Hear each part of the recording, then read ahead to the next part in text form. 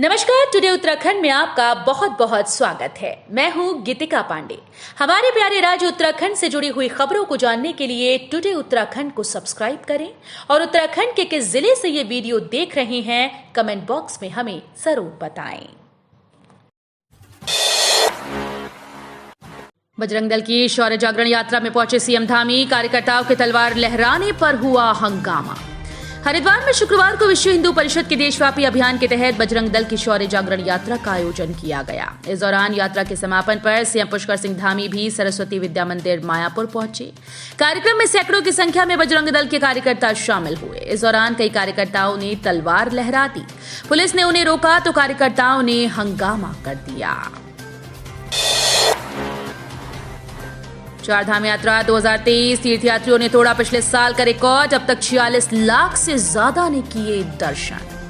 चारधाम यात्रा में आने वाले तीर्थयात्रियों ने इस बार भी रिकॉर्ड तोड़ा है। कोविड महामारी के बाद पिछले साल पूरी यात्रा काल में केदारनाथ, बद्रीनाथ, गंगोत्री, यमुनोत्री और हेमकुंड साहिब में पहली बार 46.2 लाख श्रद्धालुओं ने दर्शन करने का रिकॉर्ड बनाया था।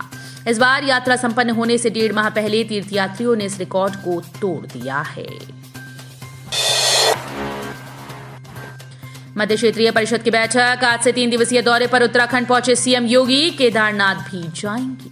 उत्तर प्रदेश के मुख्यमंत्री योगी आदित्यनाथ आज से 3 दिवसीय दौरे पर उत्तराखंड पहुंचे हैं। आज वो यहीं रात्रि विश्राम करेंगे। शनिवार को वो मध्य क्षेत्रीय परिषद की बैठक में शामिल होंगे। बैठक में शामिल होने के बाद शाम को ही योगी केदारनाथ धाम जाएंगे। वहीं 8 अक्टूबर को बद्रीनाथ धाम के दर्शन करने के बाद वो वापस लखनऊ लौट जाएंगे। पीएम मोदी के उत्तराखंड दौरे को लेकर लोगों में उत्साह। लोहाघाट के निवासियों को भी काफी उम्मीदें। प्रधानमंत्री नरेंद्र मोदी के संभावित दौरे को लेकर पूरे जिले में उत्साह और उमंग का माहौल है। ये दौरा कितना गुल खिलाएगा ये तो आने वाले कुछ दिनों में पता लगेगा, लेकिन दौरे को लेकर लोहाघाट के लोगों की उम्मीदें परवास भर रही हैं। पीएम के दौरे से लोगों को उनकी दशकों पुरानी नजूल भूमि की समस्या का समाधान होने की उम्मीद है। उत्तराखंड हाईकोर्ट का सख्त रुख। शिक्षा विभाग पर 25,000 रुपए का जुर्माना। स्कूल्स पर गड़बड़ी का आरोप। उत्तराखंड हाईकोर्ट ने प्रदेश के स्कूल्स में छात्रों की ओर से जमा की जाने वाली संचयिका के लाखों रुपए में गड़बड़ी और रुपए छात्रों को वापस न लौटाए जाने के मामले में दायर जनहित याचिका पर सुनवाई के बाद अभी तक जवाब दाखिल नहीं करने पर 25,000 रुपए का अर्थदंड शिक्षा विभाग पर लगाया। मुख्य न्यायाधीश विपिन सांघी और न्यायमूर्ति राकेश थपलियाल की खंडपीठ के समक्ष मामले की सुनवाई हुई। बागेश्वर में जंगलों के बीच बने हैं अधिकतर विद्यालय। बना रहता है आपदाओं का भय। पत्थरों को शीघ्र हटाने की मांग। पहाड़ के अधिकतर विद्यालय जंगलों के बीच हैं, जहां आपदाओं का भय बना रहता है। राजकीय प्राथमिक विद्यालय लखनी बगीचा के ऊपर बोल्डर पहाड़ पर अटके हैं। उनके गिरने का भय बना हुआ है, जिसको लेकर अभिभावक भी परेशान हैं। उन्होंने शीघ्र पत्थरों को हटाने की मांग की है। राहुल गांधी के अभद्र पोस्टर को लेकर कांग्रेस में उबाल। कार्यकर्ताओं ने किया भाजपा का पुतला दहन। भाजपा की ओर से राहुल गांधी का अभद्र पोस्टर जारी करने को लेकर देहरादून में भी कांग्रेस में उबाल बना हुआ है। रानी पोखरी कांग्रेस मंडल के कार्यकर्ताओं ने शुक्रवार को भाजपा का पुतला दहन कर रोष जताया। परवादून कांग्रेस जिला अध्यक्ष मोहित उनियाल ने कहा कि भाजपा ओछी राजनीति करने पर उतर गई है। कांग्रेस के शीर्ष नेता की छवि को खराब करने के लिए पहले भी भाजपा द्वारा कई बार कोशिश की जा चुकी है। सुविधाओं में नहीं दिख रहा पिंक रंग। पलचन बाजार में जहां था शौचालय, अब वहां चल रही दुकानें। शहर के आधी आबादी बाजारों में सार्वजनिक शौचालय न होने से परेशान है। जिन स्थानों पर शौचालय बनने थे वहां कब्जा कर दुकानें चल रही हैं। वहीं शौचालयों की जमीन का रोना रोने वाले विभाग इस पर मौन साधे बैठे हैं, जबकि शौचालय की जमीनों पर अवैध कब्जों की शिकायत आज से नहीं बल्कि वर्ष 2010 से हो रही है। शनिवार को शहर में रहेंगे गृह मंत्री अमित शाह। सुरक्षा व्यवस्था चाक चौबंद, रूट रहेंगे डाइवर्ट। एफआरआई में आयोजित होने वाले 2 दिवसीय all India police science conference में प्रतिभाग करने के लिए 7 अक्टूबर को गृह मंत्री अमित शाह देहरादून पहुंच रहे हैं। गृह मंत्री के दून आगमन के दौरान सुरक्षा व्यवस्था को लेकर बृहस्पतिवार को उच्च अधिकारियों ने सुरक्षा में नियुक्त पुलिस बल को ब्रीफ किया। कहा कि कार्यक्रम स्थल के आसपास बिना अनुमति ड्रोन का संचालन प्रतिबंधित रहेगा।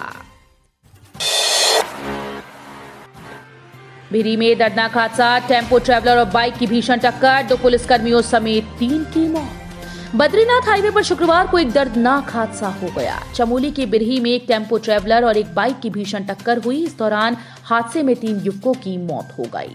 जानकारी के अनुसार घटना सुबह करीब 11:30 बजे की है।